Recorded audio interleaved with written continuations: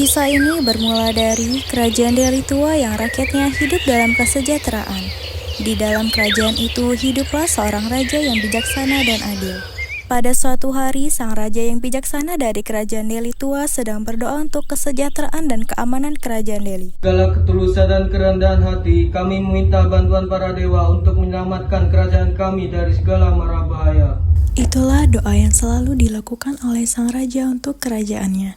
Tahun demi tahun berlalu dan kerajaan Delhi tetap berdiri teguh seperti pohon tua yang akarnya menancap ke dalam bumi. Pada suatu malam, angin bertiup kencang dan langit seolah memberi pertanda.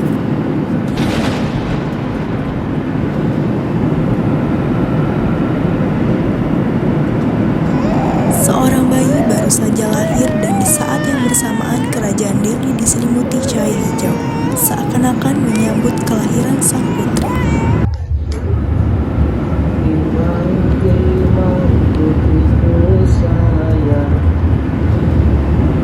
Ada apa ini? Kenapa ada cahaya hijau? Raja Delhi, karena ketekunanmu dalam berdoa, sebagai gantinya aku karuniakan kepada putri. Ketika ia membutuhkan bantuan, aku akan membantu putrimu. Terima kasih Dewa karena telah memberikan karunia kepada putri kami tercinta. Bertahun-tahun setelahnya, Putri Hijau pun tumbuh menjadi gadis yang sangat cantik dan aura yang memikat. Tubuhnya disinari cahaya hijau, itulah yang membuatnya dikenal sebagai Putri Hijau. Sehingga kabar mengenai kecantikan Putri Hijau pun sampai kepada Sultan Aceh. Kerajaan Aceh tersebut terletak di sebelah utara kerajaan Delhi. Pada masa itu, kerajaan Aceh sedang mengalami masa kejayaan. Mereka memiliki prajurit-prajurit yang sangat tangguh. Tuan Putri dari kerajaan Delhi. Benarkah ia secantik itu? Betul Sultan, kecantikannya sungguh luar biasa. Ada aura hijau yang terpancar di tubuhnya. Baiklah prajurit, segera siapkan perhiasan yang cantik, makanan yang lezat, dan benda berharga lainnya. Aku ingin meminang Putri Hijau sesegera mungkin. Baiklah Sultan.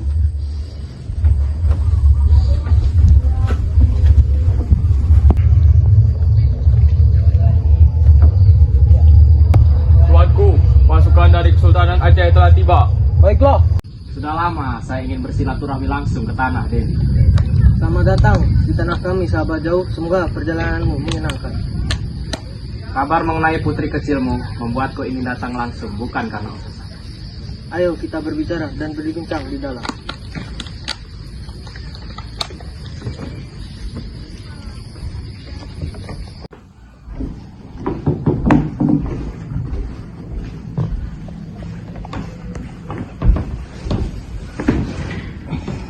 Tuanku, izinkan saya berbicara dengan terus terang. Saya datang membawa niat baik, lamaran untuk sang putri hijau agar menjadi permaisuriku di Kesultanan Aceh. Aku tidak mencari sekedar istri, aku mencari cahaya untuk menerangi rakyatku. Jika putri hijau berkenan, maka kerajaan kami akan menjaganya dengan segenap jiwa dan hormat. Lamaranmu akan kami bicarakan dengan hati yang jernih. Namun yang paling utama adalah sang kehendak putri sendiri. Aku bersedia menanti dan tak ingin memaksa. Yang datang dari hati harus dijawab oleh hati pula.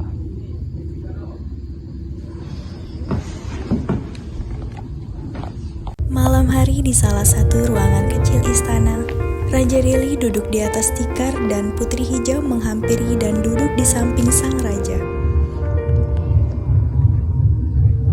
Bagaimana putriku mengenai lamaran dari Sultan Aceh? Aku bingung ayah. Pikirkan baik-baik, hanya kaulah yang berhak memutuskan masa depanmu sendiri, bukan ayah. Jika aku menolak, Sultan Aceh pasti akan marah bukan? Bagaimana jika timbul peperangan? Jangan pikirkan itu, biarlah ayah yang mengurusnya. Maafkan aku ayah, aku tidak mau menikah dengannya. Baiklah, keputusan telah kamu ambil. Besok akan ayah sampaikan kepada Sultan Aceh. Kita sudah menolak lamaran dari Sultan Aceh dengan sopan, tapi kita tidak tahu bagaimana hatinya menanggapi. Aku tidak ingin perang, tapi kita tidak tahu kalau niat baiknya bisa menjadi amarah. Apakah tuanku mengira mereka akan menyerang? Aku tidak tahu, tapi berjaga lebih baik daripada menyesal. Langkah apa yang akan diambil tuanku? Perketat di gerbang utama dan awasi perbatasan utara dan barat. latih kembali para pemanah dan penjaga malam. Kami akan menyiapkannya segera. Latih rakyat untuk siap. Kita tidak ingin perang, tapi kita tidak akan menyerah. Udara terasa ringan dan pagi itu menjadi awal dari pertemuan yang akan menentukan nasib Putri Hijau. Tuanku, saya datang untuk mendengar jawaban. Putriku memutuskan untuk tetap tinggal di sini. Ia tidak akan pergi. Jadi ini balasan atas niat baikku. Putusan ini bukan hinaan Sultan, tapi putriku hanya mengikuti suara hatinya. Kami tidak ingin mempermainkan perasaanmu. Saya datang dengan hormat, membawa lamaran bukan ancaman. Tapi mereka dan kerelaan ada yang berbeda. Tuanku, semua raja menerima penolakan yang sama.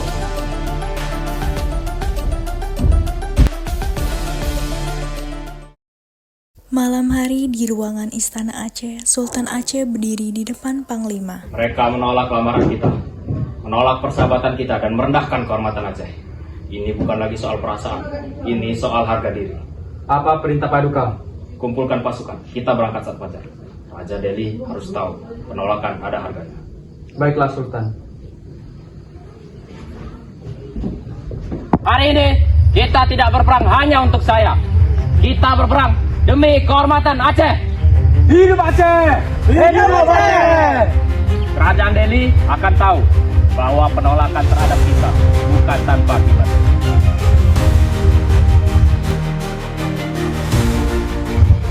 Seorang pengintai dari kerajaan Delhi berlari masuk dengan nafas yang terengah-engah. Pasukan Aceh sedang mendekati perbatasan utara. Bunyikan lonceng, siapkan pertahanan. Kita tidak minta perang, tapi kita tidak akan menyerah. Baik, Tuanku.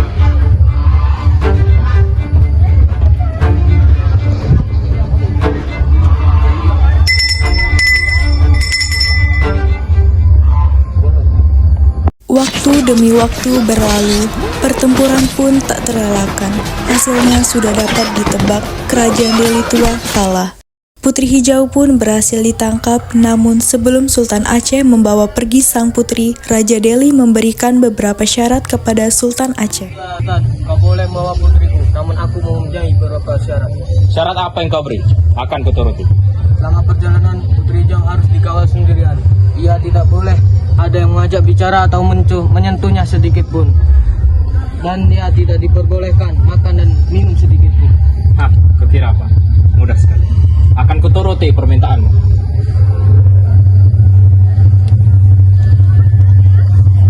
Setiap langkah yang menjauhkanku dari rumah, tapi bukan dari kehormatan. Jika ini jalannya, maka bumi harus tahu bahwa aku tidak menyerah. Maka dikawalah Putri Hijau ke kerajaan Aceh oleh para prajurit.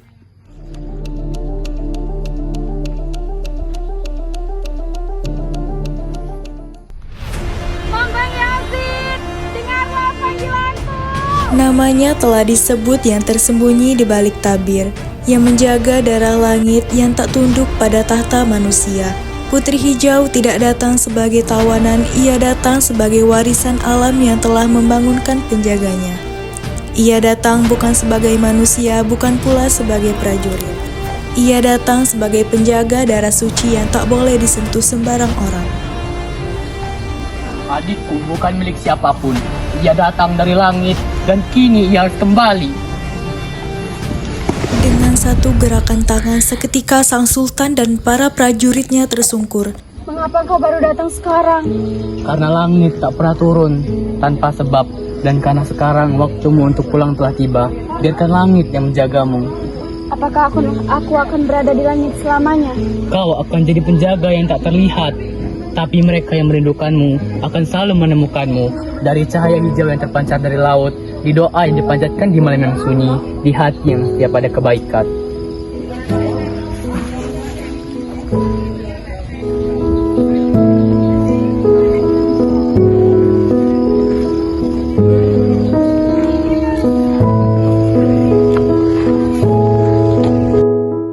Dan hingga kini, di laut yang menghadap timur, saat malam benar-benar tenang dan ombak merunduk di pantai, masih tampak cahaya hijau yang menari lembut di permukaan air. Orang-orang tua berkata itu bukan cahaya biasa. Itu adalah tanda bahwa Putri Hijau tak pernah benar-benar pergi.